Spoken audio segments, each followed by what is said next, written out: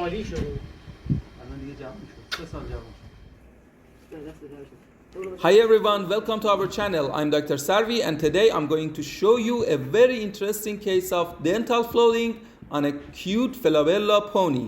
There's nothing else to say. Let's get going then.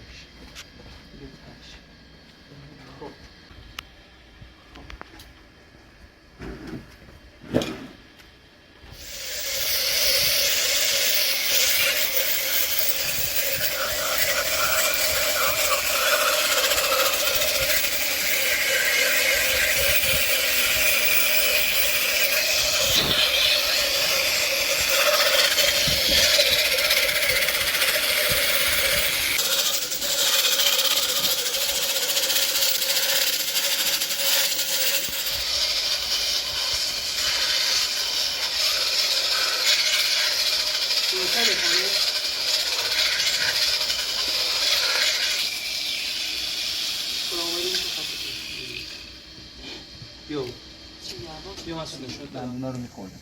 حالا من آوردم دندونا رو صاف کردم ببین. باشه بعد اینطوری باشه تقریبا باشه. آره پله داره.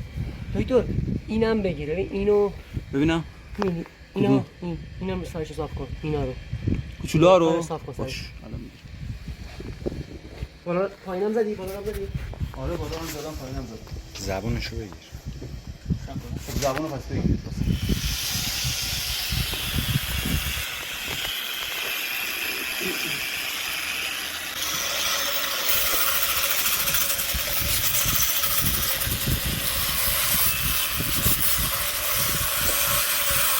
نیاز نیست مسعود میزه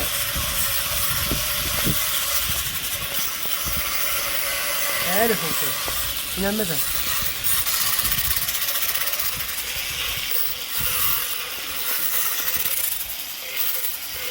بذار بالایش هم بزن ندید خوبه اون خوبه دکتر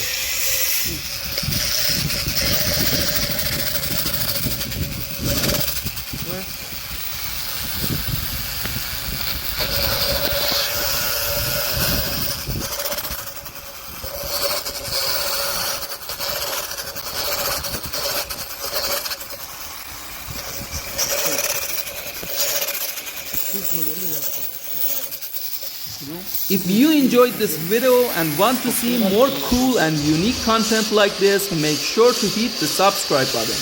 It really helps us and gives us the motivation to keep creating awesome stuff just for you. So join our community and let's explore together. Thanks for watching. دیگه جوان شد. 3 سال جوان شد.